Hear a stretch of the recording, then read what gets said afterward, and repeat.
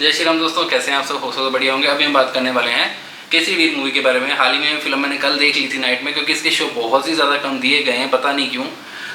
मे भी शायद उनको विश्वास नहीं होगा कि ये फिल्म हिट जा सकती है। और ऑब्वियस ही बात है कि जब कोई हमारे वीरों की शूरवीरों की कहानी बताएंगे, अगर उसमें प्रोपागंडा ना हो तो उसको प्रमोट नहीं किया जाता। लिटरली प्रोपागंडा इस मूवी में बिल्कुल भी नहीं है।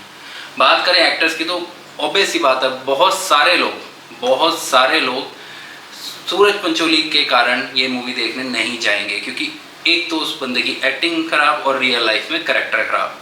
कोई भी एक क्रिमिनल माइंडेड पर्सन की नहीं देखना चाहेगा, चाहे साबित हुए हैं या नहीं हुए, लोग जनता सब जानती है उनको। एक हमारे दिव्य पुरुष कह सकते हैं हम, जिन्होंने 16 वर्ष की आयु में सोमनाथ मंदिर की रक्षा करते हुए अपने बलिदान दे दिया, उनका कैरेक्टर ऐसे इंसान को देना मैं बिल्कुल भी सही नहीं समझता।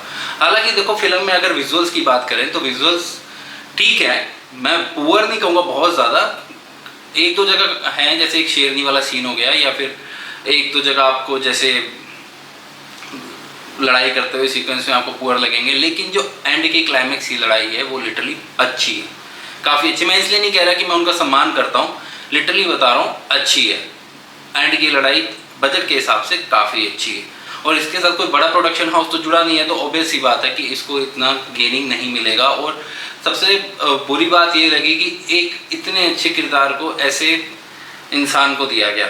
सुनील शेट्टी जी चलो ठीक है, उन्होंने अपना किरदार जो उन्होंने बेगड़ा जी का वो काफ़ी अच्छा निभाया, उनकी ताकत जो दिखाई है, उनके बोलने का स्टाइल, ऑब्वियस ही बात है एक रौबदार साउंड है, वो सूट करती है। और सूरज पंचोली पे ना ही उनकी एक मतलब कि एक शूरवीर योद्धा के एक्सप्रेशन ही नहीं थे फेस पे, एक मासूमियत सी बार बार दिखा रहे थे। मानते 16 साल के थे, लेकिन वो बहुत वीर थे, उनको बचपन से ऐसा पाला जाता है, पोसा जाता है, उनमें मासूमियत होती है, लेकिन ये नहीं होता कि वो ऐसे फालतू की चीज़ें करेंगे। और जो रोमांटिक सीक्वेंसेस है उसको काफ़ी कम किया जा सकता था, ओवर डिटेलिंग भी दिखाया जा सकता था, लेकिन ठीक है, फिर भी नहीं, मैं फिर भी कहूँगा ठीक है, उस चीज़ को ओके हम कह सकते हैं, ठीक है। लेकिन बात करें बाकी सब चीज़ों की तो एंड का क्लाइमैक्स काफ़ी अच्छा है, और वो जो सर कटने के बाद भी उनका लड़ने वाला जो कि एक रियलिटी है वो बहुत ज़्यादा अच्छा है। तुगलक आक्रमणकारियों के साथ लड़ते हुए उन्होंने सोमनाथ मंदिर की रक्षा के लिए अपने कुछ साथियों के साथ, और भीम जो उस टाइम की भीम सेना थी उनके साथ मिलके, जो कि जंगल में रहते थे, उनके साथ मिलके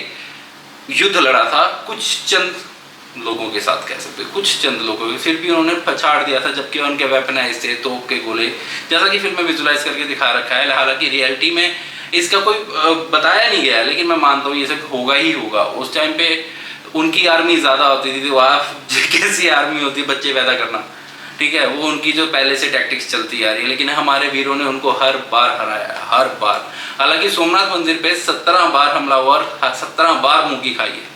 बाद में फिर पटेल जी ने आज़ादी के बाद 1947 के बाद फिर से इस मंदिर को बनाया। ये हमारे पटेल जी के हम बातें जानते भी नहीं है, और हमें बताया भी नहीं गया है, लिटरली हमें बताया नहीं गया है वो कितने महान थे। हैदराबाद को आज़ाद करवाया, हमारे मंदिर स्थापित करवाया, वो तो उनकी अचानक मृत्यु होने के कारण काफ़ी चीज़ें पलट गई। नहीं तो अगर वो होते तो मैं कहता हूँ मजाल नहीं थी, कांग्रेस भी खड़ी जाती। चलो कहते हैं जो ईश्वर ने सबके नियति में लिखा है, लेकिन ऐसे वीर योद्धा की बात हमसे छुपाएगी। और ऐसे लो प्रोजेक्ट मूवी को बनाया गया है कि लोग, एक तो इसको पहली बात, लोग आए लिटरली थिएटर में आए हुए थे, मैं ये नहीं कहता, लिटरली आए हुए थे लोग थिएटर में। इसको एक तो स्क्रीन सिमरी, लोग इस चीज़ से डिसअपॉइंटमेंट थी, एक तो डायरेक्शन वीक है, नो डाउट। हालांकि इसमें कोई भी उन्होंने प्रोपागेंडा नहीं डाला, लेकिन डायरेक्शन वीक है, इस चीज़ को मैं भी एक्सेप्ट करता हूँ। मैंने जब देखी तो एक थोड़ा सा सीरियल टाइप लग रहा था, ठीक है। लेकिन अगर आप कहानी जानना चाहते हैं हमारे वीरों की, हमारे वीर हमीर जी गोयल की, तो आपको ज़रूर जाना चाहिए। मैं ये नहीं कहता हूँ कि आप सूरज पंचोली को एक बार के लिए भूल जाइए, मानता हूँ उसने बहुत गलत काम किए हैं, लेकिन ये कहानी को जानना बहुत ज़रूरी है। और अगर नहीं भी जाना चाहते तो एक बार इंटरनेट पर सर्च करके ज़रूर इस कहानी को देखिएगा। हमें अपने वीरों के बारे में जानना बहुत ज़रूरी है।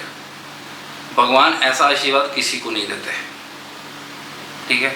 तो ज़रूर मूवी के लिए तो मैं शायद एक बार के लिए कह दूं, ठीक है, आप नहीं देखना चाहते सूरज पंचोली के कारण कि ठीक है, और थोड़ी विजुअली भी वीक है, ना चाहिए, कोई बात नहीं। लेकिन अगर किसी को कहानी जाननी है या वीरता देखनी है तो एक बार जो लास्ट का क्लाइमैक्स सीन है ना, उसको देखने के लिए ज़रूर जाइए। और अगर नहीं जाना चाहते तो इंटरनेट पे सर्च करके इनकी कहानी पढ़िए, अपने बच्चों को बताइए, ताकि आने वाली पीढ़ी उनके बारे में जान सके। बाकी ये रिव्यू कैसा लगा ज़रूर बताना, लाइक एंड सब्सक्राइब करके जरूर